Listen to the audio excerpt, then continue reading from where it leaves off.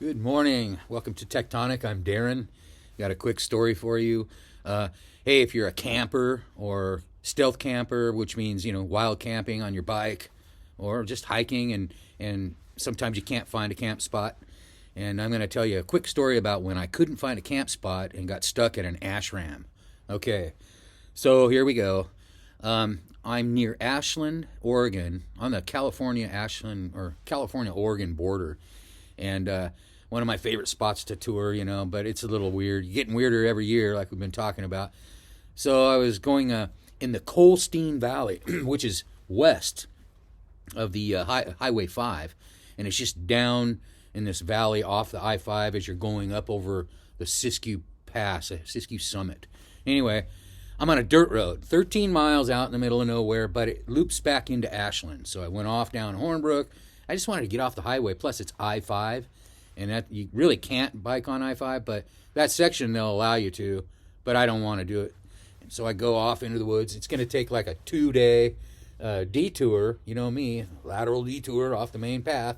So I'm going out there, and somebody had told me, hey, yeah, you'll get to see that temple out there. That's really cool. It's beautiful. So I thought, all right.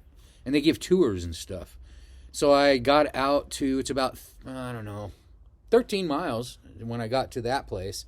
And there's a road, and it says Nepal Road. And I've been to Nepal, and I've been to temples and stuff like that. And this is really cool. It's like I'm in Nepal. So, and there's prayer flags, and really cool in the wind. And I'm heading up there like, this is bitching. I feel like I'm biking in the Himalayas, sort of. And then I get up there, and there's all these trailers, and this shit stuff spread out. And then there's this big statue of what they call the Vajrasattva. And it's this big, massive statue in a glass case.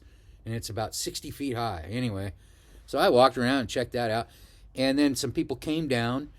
It said, come in, we give tours. So I pulled in there and leaned the bike up against the gate.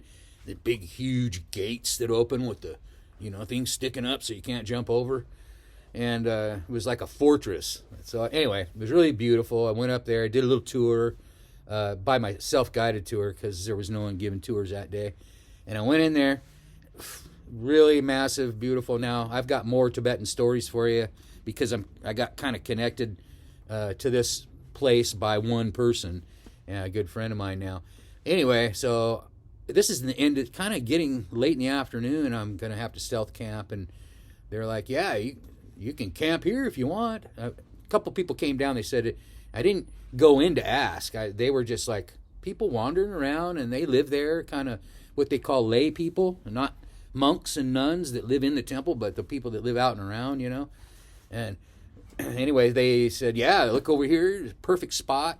And like a couple of families and stuff. And so I said, okay, that's cool. I set up, and then I was talking to a couple of them. They said, hey, we're going to hike up the hill here and check the water. They have a well. So it's up in the woods, and it's a little trail, and it's kind of cool. So they said, hey, check out the property with us if you want, and we're going to walk up here. And it was really neat. So I walked up, and then we went in this little wall tent, Quonset hut, and there was like these paintings in there of like bizarre paintings in this Quonset hut tent, and they had panels in there, and it was like, I can't describe it, just like dark paintings. And they said, well, that's a guy that used to live here, and he kind of went nuts, and he crashed his car up on the road a few years ago. Actually, they said a long time ago, like back in the 80s. So this little hut we're looking at is like old. Anyway, so I'm going to go camp. It's getting late, and I got to get out early, right? It's, if we're cycling, usually the goal is to get out early and then stop, while it's still light. And I'm camping, and I wake up in the morning early. It's dark, having my coffee, and I load up, and I push down through the woods, and I get down to the statue in the gate, and the gate's closed, right? So I'm like, oh, there must be a little gate that you can go through on the side, or maybe it's unlocked, And I get up there, and it's locked solid, big old chain through it and everything, and I'm like, fuck. It's it's about 4:45. I'm trying to get out early, and I'm locked in, right? So I'm looking around, and I just can't find anybody. And I heard that this is a day of, they're in a silent retreat. So there's like nobody around, right? I think that's what it's going to be. Is like they're all up in the thing, in the temple, all in prayer and whatever, in meditations. And then I just was like, all right, I'm going to start jumping over the fence. And this freaking tall fence, with spiked things up the top. And so and it's about 10 feet. But it's got the bar, so I'm just like pulling myself up, throw a pannier over, and I still don't know how I'll get the bike over at this time, But I'm just sweating, and I rip my coat, and I'm fucking getting pissed, and I'm locked in a temple, or a ashram.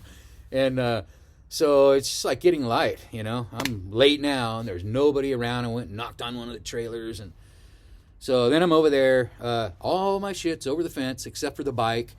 And I start to go forward with the bike, and I took the tire off, and I was just going to, try to, I don't know what I was going to do, but just as I was starting to do it, this little kid runs up, and he goes, hey, that's not locked. And he takes the chain, and he undoes the chain, and it wasn't locked. It was fake locked. And so I spent the whole morning flipping out, man. Goes to show you, take your time. And when we're bike touring, we're always kind of in a little bit of a hurry, and we, not everybody, but, you tend to make your mistakes when you're touring, at home. Oh, I forgot that. I'll go back and get it, but not when you're cycling. Thanks for watching, you guys. Please like and subscribe. It's going to be a great day out there. And, hey, if it's a little down for you out there, that's okay, man.